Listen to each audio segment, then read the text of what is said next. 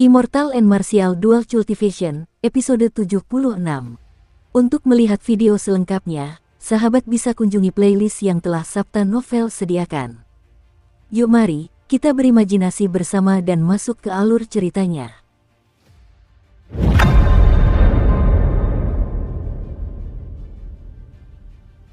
Sebagai tindakan pencegahan, Xiao Chen terlebih dahulu mencari sehelai rumput laut sepanjang 10 meter dan mengikatnya di pinggangnya.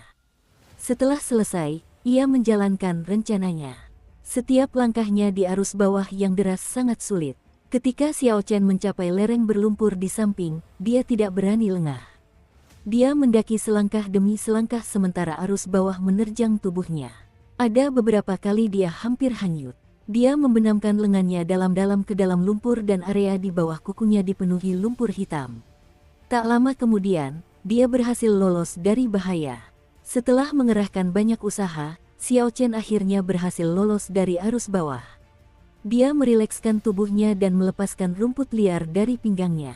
Ketika Xiao Chen sampai di pantai, ia merasa sangat lelah. Rasa pusing yang dirasakannya semakin hebat. Ia berusaha keras untuk fokus dan menahan keinginan untuk berbaring. Kemudian ia melepaskan semua pakaiannya yang basah. Setelah itu, dia mengambil beberapa pakaian kering dari cincin semesta dan memakainya sebelum menelan pil penambah darah. Setelah menyelesaikan semua itu, dia menyeret dirinya ke sisi tebing dan bersandar di sana untuk beristirahat. Tanpa disadari, Xiao Chen tertidur, dia terlalu lelah. Saat Xiao Chen terbangun, semangatnya telah pulih. Dengan bantuan pil penambah darah, luka fisiknya juga membaik. Dia mengeluarkan beberapa ransum kering dan air dari cincin semesta. Dia melahap makanan itu dengan rakus dan meneguk air dalam sekali teguk. Setelah memakannya, kekuatannya pulih. Setelah itu, Xiao Chen bangkit dan mengamati sekelilingnya. Dia berada di dalam gua yang remang-remang. Xiao Chen mencoba memperluas indera spiritualnya tetapi sia-sia, indera spiritual yang sangat dikenalnya tidak muncul. Xiao Chen tak kuasa menahan senyum getir. Sepertinya ia benar-benar telah menjadi orang cacat. Ia perlahan berjalan ke tepi sungai dan melihat bayangannya, permukaan sungai yang tenang memantulkan wajah pucat. Setelah direndam dalam air dalam waktu lama, kulit Xiao Chen menjadi pucat pasi, bahkan ada beberapa bagian kulitnya yang mengelupas. Dia telah kembali ke penampilan aslinya. Penampilan yang dia ubah menggunakan mantra perubahan bentuk telah hilang. Namun, Xiao Chen tidak mempermasalahkan hal ini. Setelah membersihkan lumpur dari bawah kuku jarinya, dia berjalan di sepanjang sungai dan bergerak ke hilir. Terlepas dari situasinya, dia harus menemukan jalan keluar terlebih dahulu. Tidak, sesekali, air akan menetes dari langit-langit. Begitu tetesan air jatuh, tubuh Xiao Chen akan bergerak mundur untuk menghindarinya. Tetesan air itu akan melayang di dekat hidungnya dan jatuh ke tanah dengan cepat. Sepertinya kekuatan fisikku masih ada. Kemampuanku untuk bertarung belum hilang. Bahkan tanpa esens, aku bisa dengan mudah merasakan lokasi tetesan air yang jatuh. Xiao Chen menunjukkan ekspresi terkejut yang menyenangkan sambil mengepalkan tinjunya. Di bawah pengaruh gravitasi, kecepatan jatuhnya tetesan air sangat cepat. Meskipun begitu, Xiao Chen dapat mengandalkan kemampuan fisiknya untuk mendeteksi arah jatuhnya tetesan air sebelum dengan mudah menghindarinya. Kecepatan reaksi tubuhnya setara dengan Grandmaster bela diri biasa. Hal ini membantu Xiao Chen untuk mendapatkan kembali kepercayaan dirinya. Bahkan tanpa roh bela diri, aku bisa mengandalkan tubuhku untuk menjadi seorang bijak. Hal itu pernah dilakukan di masa lalu. Aku pun bisa melakukannya. Sebuah cahaya tekad muncul di mata Xiao Chen. Setelah berjalan cukup lama, tempat itu perlahan menjadi lebih terang. Xiao Chen tak kuasa menahan diri untuk mempercepat langkahnya. Setelah beberapa saat, ia tiba di sebuah lapangan terbuka yang luas. Sebuah dunia bawah tanah yang luas terbentang di hadapan Xiao Chen. Dunia itu memiliki ketinggian beberapa ratus meter dan lebar yang tak terukur. Ada pepohonan, rerumputan, dan bunga-bunga, bahkan ada sungai. Tidak diketahui dari mana cahaya di atas kepalanya berasal, itu sangat aneh. Xiao Chen ragu sejenak sebelum melangkah masuk. Ia merasa seolah-olah telah menembus sebuah penghalang dan jeda waktu yang sangat singkat tampaknya telah terjadi. Xiao Chen berjalan masuk dan keluar beberapa kali, dia takut ada sesuatu yang tidak beres. Setelah menyadari bahwa dia bisa masuk dan keluar dengan bebas, dia tidak lagi peduli. Gazi, Gazi. Tiba-tiba, beberapa burung terbang dari hutan di depan. Xiao Chen sedikit terkejut. Ada makhluk hidup di sini. Aku harus berhati-hati. Jika aku bertemu dengan binatang buas, maka aku akan berada dalam masalah. Bang, bang. Tepat ketika Xiao Chen memikirkan hal itu, seekor binatang roh raksasa melesat keluar dari hutan. Itu adalah beruang api merah. Ketika berdiri tegak, tingginya setara dengan 2 orang manusia. Mata merahnya menatap Xiao Chen, dipenuhi dengan niat membunuh. Beruang api merah adalah binatang roh tingkat 2. Kekuatannya kira-kira setara dengan seorang master bela diri. Xiao Chen pernah bertemu beberapa ekor sebelumnya di Gunung Tujuh Tanduk. Penampilannya ganas, tetapi tidak ada yang istimewa darinya. Namun, jika Xiao Chen ingin menanganinya sekarang, itu akan sedikit sulit. Pupu, tepat saat Xiao Chen sedang berpikir, beruang api merah merangkak dengan keempat kakinya dan bergegas mendekat. Tak lama kemudian, ia tiba di hadapan Xiao Chen. Cakarnya yang membawa kekuatan beberapa ratus kilogram menghantam dengan keras. Xiao Chen tidak panik, sebelum cakar depan beruang api merah tiba, dia merasakan perubahan arah angin dan melangkah ke kiri dengan tenang, dia menghindari serangan itu. Xiao Chen berteriak dan memusatkan seluruh kekuatannya pada tinju kanannya.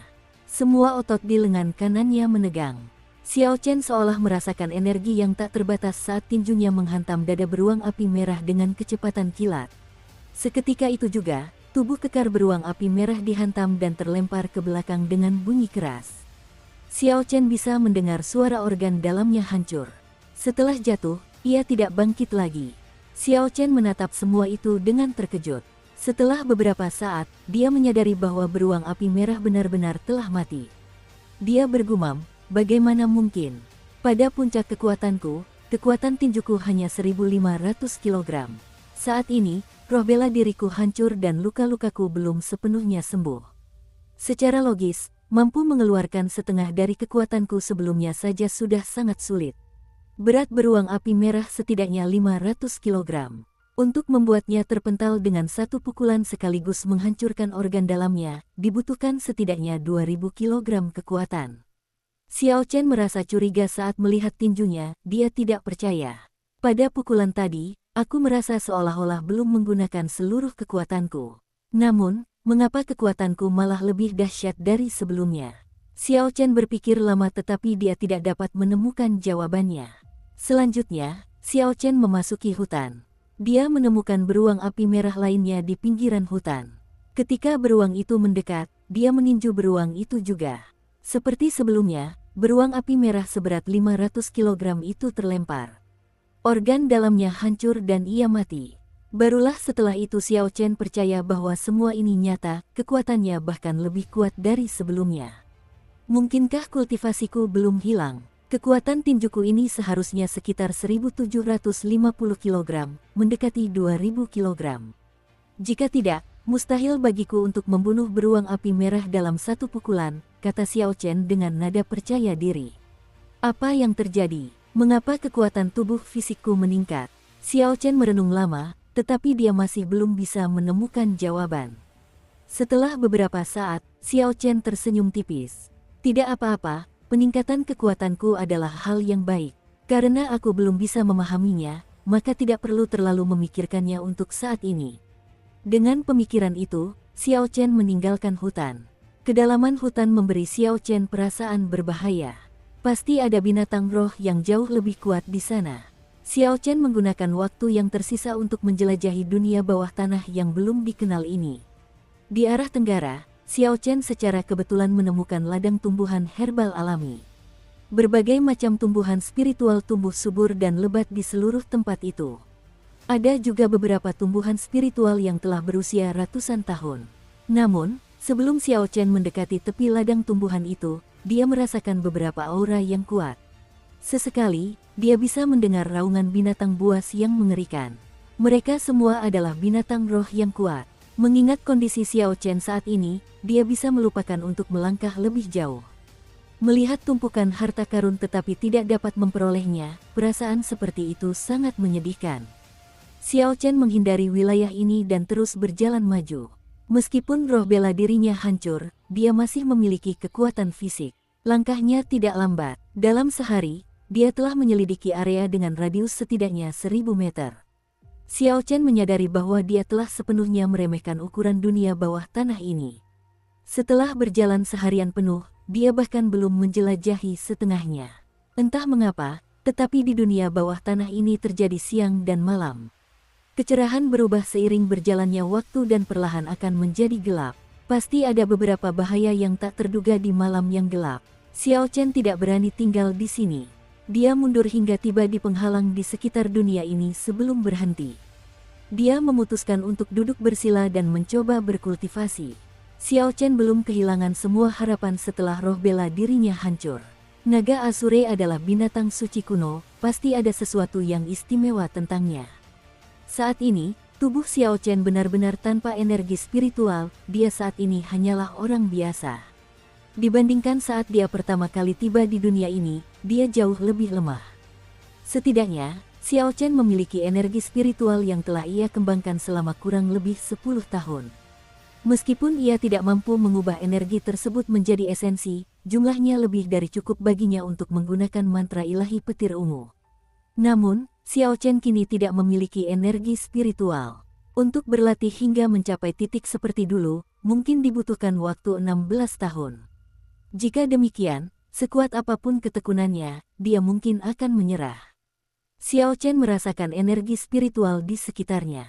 Dia memperhatikan dantiannya saat bernapas masuk dan keluar. Dia mempertahankan keadaan mental yang tenang sambil terus mengulangi tindakan ini. Ini adalah metode pernapasan paling dasar di benua Tianwu. Selain orang-orang yang terlahir dengan roh bela diri bawaan, kebanyakan orang tidak memiliki energi spiritual di dalam tubuh mereka saat lahir. Tanpa energi spiritual, tidak mungkin untuk menyebarkan teknik kultivasi apapun. Pada titik ini, seseorang perlu mempraktikkan metode pernapasan untuk menyerap energi spiritual ke dalam tubuh mereka.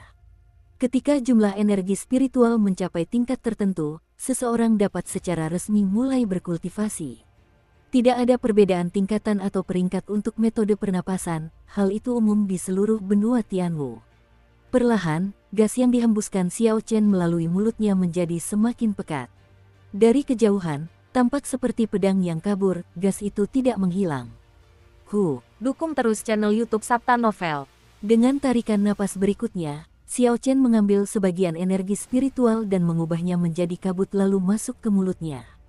Kabut itu perlahan mengalir ke meridiannya dan bersirkulasi selama satu siklus sebelum akhirnya menetap di dantian, ukurannya kira-kira sebesar jari kaki kecil.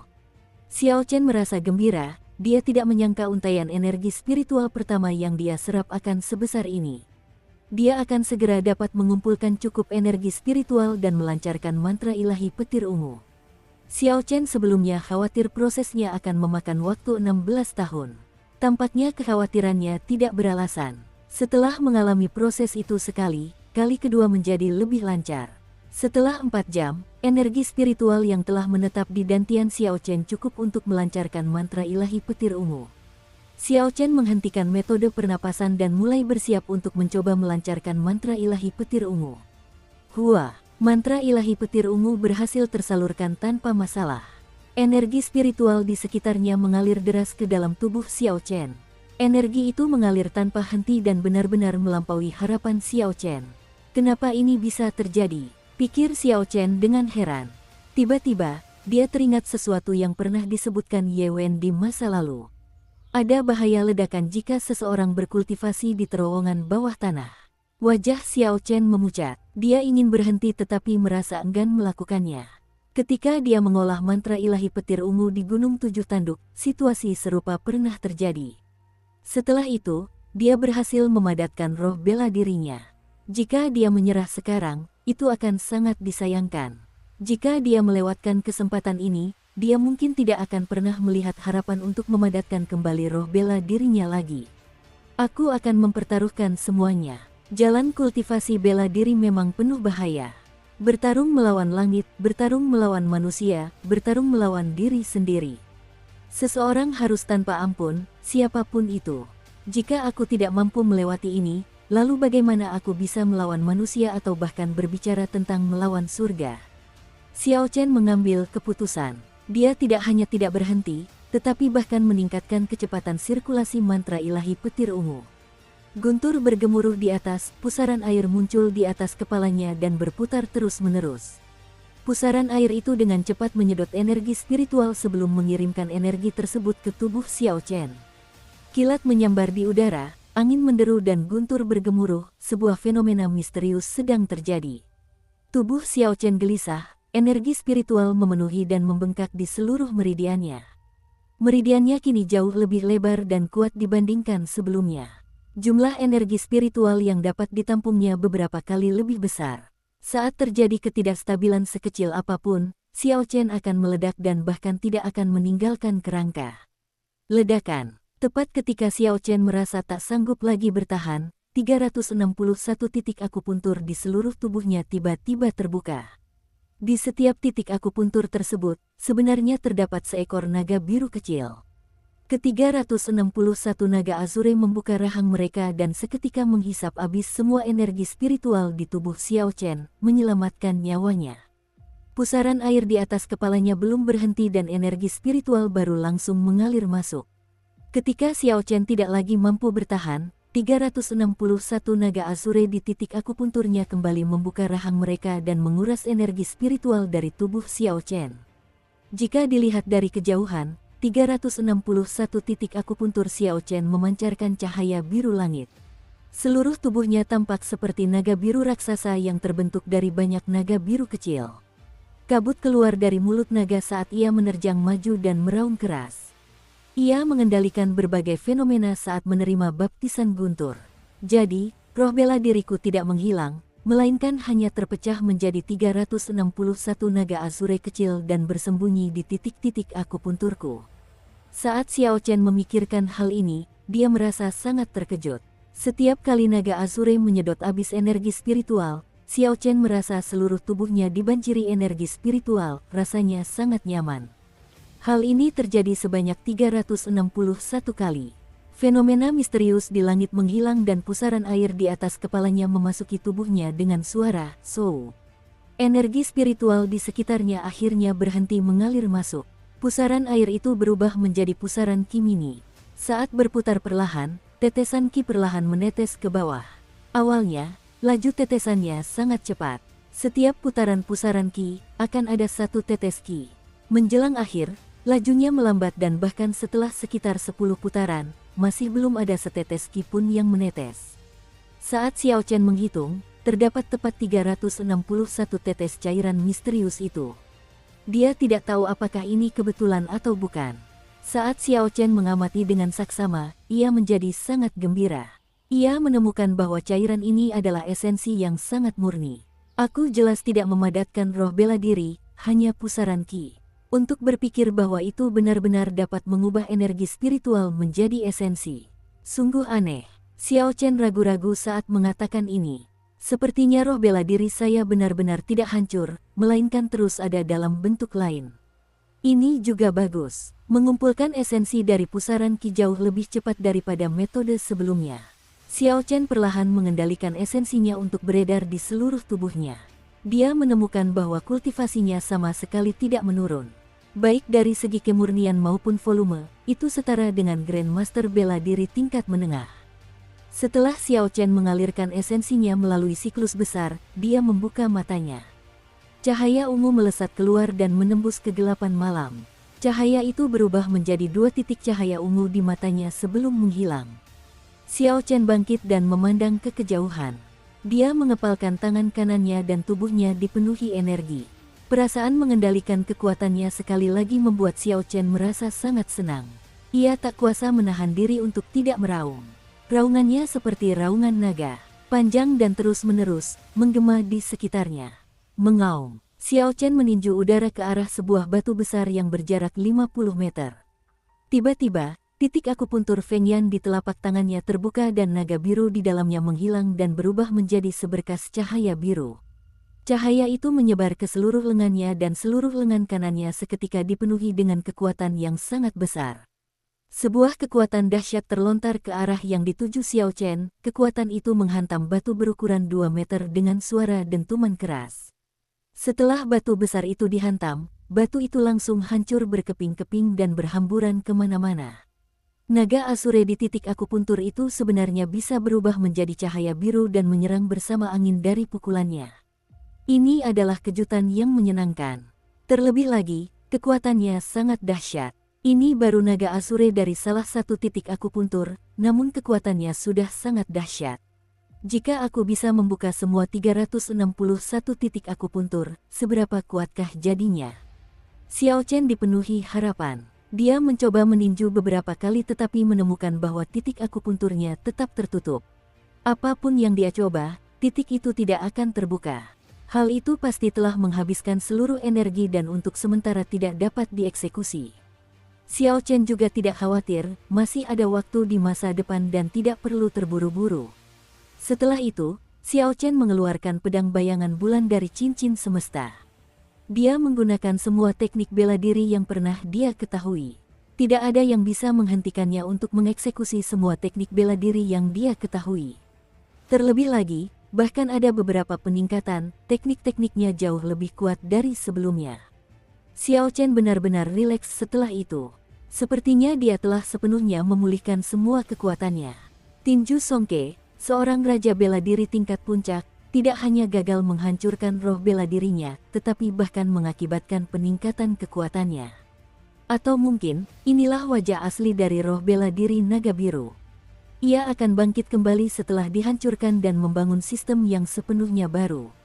Hal ini sepenuhnya membangkitkan potensi roh bela diri naga biru yang tidak diketahui Xiao Chen cara memanfaatkannya. Sebuah kapal perang perak terbang dengan cepat beberapa ratus meter di langit. Xiao Chen berdiri di kemudi sementara angin berhembus di telinganya. Indra spiritualnya menyebar ke seluruh lingkungan sekitar dan memeriksa area tersebut dengan cermat. Setelah memulihkan esensinya, ia mampu menggunakan indra spiritual dan harta karun rahasianya. Setelah fajar menyingsing, Xiao Chen menaiki kapal perang perak dan menuju ke ladang herbal alami itu. Terdapat binatang roh tingkat 5, banteng petir, di arah timur laut. Ia menjaga ramuan tingkat 6, tanaman darah Phoenix. Tanaman darah Phoenix adalah ramuan alami yang dapat digunakan langsung untuk meningkatkan ki dan darah seorang kultivator. Ada seekor ular piton yang namanya tidak dia ketahui di arah barat laut, tetapi seharusnya itu adalah binatang roh tingkat puncak 5. Ular itu menjaga bunga teratai emas. Menurut kompendium kultivasi, bunga teratai emas adalah bahan utama pil kembali misterius. Nilainya setara dengan 100 batu roh tingkat rendah. Terdapat serigala bermata satu di selatan. Ia adalah binatang roh tingkat 5 puncak. Ia sedang menjaga ramuan tingkat 6, rumput berdaun jarum. Ramuan itu bernilai 50 batu roh tingkat rendah. Sekarang Xiao Chen dapat menggunakan indera spiritualnya, dia dengan cepat menyelidiki situasi di ladang herbal dari ketinggian langit. Dunia bawah tanah ini dipenuhi dengan energi spiritual, ada berbagai macam harta karun alami. Dengan lahan pertanian yang begitu luas, untuk sementara ia tidak berencana untuk pergi. Ia sedang bersiap untuk berlatih. Yang ia butuhkan sekarang adalah ramuan yang dapat memperkuat tubuhnya. Xiao Chen menarik kembali kapal perang perak ke mata kanannya dan perlahan mendarat di sisi timur laut ladang herbal. Di sana terdapat sulur darah Phoenix berwarna merah tua yang dapat digunakan untuk meningkatkan ki dan darah kultivator secara langsung. Sulur itu dapat meningkatkan kekuatan tubuhnya secara langsung. Meskipun tidak sebanding dengan bunga 7 daun yang dapat memberikan efek seperti kelahiran kembali, itu tetaplah barang yang tidak boleh ia miliki terlalu banyak. Setelah memakannya, ia seharusnya dapat meningkatkan kekuatannya sebesar 250 kg. Xiao Chen mendarat dengan mantap di tanah dan berjalan menuju banteng petir itu. Banteng petir itu memiliki kulit berwarna ungu dan ukurannya setidaknya 3 kali lipat dari banteng-banteng di bumi. Terdapat tanduk perak di kepalanya yang dapat langsung melepaskan petir yang mengerikan. Petir itu dapat melumpuhkan seorang kultivator dan bahkan dapat menyambar kultivator yang lebih lemah hingga hangus. Melenguh. Ketika banteng petir melihat Xiao Chen mendekat, ia terus melenguh dengan marah tanpa henti ke arah Xiao Chen. Seekor binatang roh tingkat 5 telah mengembangkan tingkat kecerdasan tertentu. Ia mampu mengetahui betapa berbahayanya Xiao Chen dan merasa bahwa ia seharusnya tidak mendekatinya. Xiao Chen tersenyum tipis, dia mengabaikan suara sapi dan mendorong tubuhnya dari tanah dengan kakinya. Semua otot di tubuhnya menegang, dipenuhi kekuatan eksplosif. Dia sepenuhnya mengandalkan kekuatan tubuhnya saat melompat ke arah sapi petir. Banteng petir memiliki reaksi yang sangat cepat. Begitu Xiao Chen melompat, ia mendorong tanah dengan keempat kakinya dan menimbulkan kepulan debu. Kemudian ia menyerbu ke arah Xiao Chen yang terbang dari udara. Banteng petir memiliki berat sekitar 1000 kg. Muatannya membawa gaya sekitar 2500 kg. Ia memiliki momentum yang sangat kuat, mampu mendorong sebuah gunung kecil hingga roboh. Xiao Chen tidak menghindar. Saat dia mengepalkan tinjunya, terdengar suara pilih pala. Seluruh kekuatan tubuhnya terfokus pada tinju kanannya saat dia memukul kepala sapi petir dengan keras. Bang! Satu manusia dan satu binatang buas saling berhadapan. Hampir 5.000 kg kekuatan berbenturan satu sama lain. Benturan itu menghasilkan suara yang sangat keras dan gelombang getaran menyebar di udara di sekitarnya. Tumbuhan yang lebih tinggi di ladang herbal semuanya berubah menjadi debu oleh gelombang pasang dan hanya menyisakan bagian bawah tanahnya. Ada kekuatan yang sangat besar dan lengan Xiao Chen terasa mati rasa. Dia terlempar sejauh 5 meter. Saat mendarat, dia bahkan tergelincir mundur sejauh 2 meter lagi. Si lembu petir juga tidak merasa lebih baik. Ia terhuyung-huyung akibat pukulan itu. Tubuhnya yang besar berguling beberapa kali di tanah sebelum akhirnya berhenti perlahan. Banteng petir itu langsung bangkit dan matanya menunjukkan kemarahannya. Cahaya listrik ungu berkumpul di tanduk putihnya. Energi petir di sekitarnya mengalir deras ke tanduk itu. Dalam sekejap, tanduk itu berubah menjadi cahaya yang menyilaukan. Pilih pala. Seberkas kilat ungu menerobos udara dan melesat ke arah Xiao Chen dengan kecepatan tinggi. Segala sesuatu yang dilewati kilat itu berubah menjadi abu ungu, bahkan debu di udara. Jika dilihat, kilat itu tampak semakin menakutkan. Dengan sekali lihat, pengamat akan dapat mengetahui bahwa kekuatan petir ungu itu tidak dapat diremehkan. Xiao Chen tidak berani menghadapinya secara langsung. Dia menggunakan jurus melayang naga biru dan berubah menjadi naga banjir. Dia melayang ke udara dan terus-menerus mengubah posisinya. Kilat menyambar Xiao Chen dari belakang tanpa henti. Setelah beberapa saat, lingkungan sekitar Xiao Chen diselimuti kilat yang sangat lebat, seolah-olah seperti sangkar.